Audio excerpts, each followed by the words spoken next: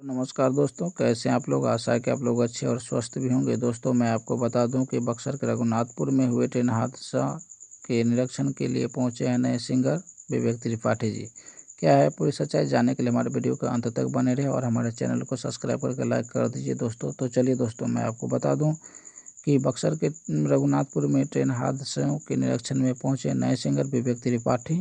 तो विवेक त्रिपाठी जी एक गायक हैं और उनका गाना भी आया है भक्ति गीत, इस साल का सबसे अच्छा भक्ति गीत है उन्होंने बताया। और मैं इसका लिंक डिस्क्रिप्शन में दे दूंगा, आप वो चैनल पर जाके देख लीजिएगा। आज 12 अक्टूबर 2023 है दोस्तों, आप देख लीजिएगा। अच्छा है, नए नवरात्रि का गीत आया हुआ है, काफ़ी बढ़िया है दोस्तों।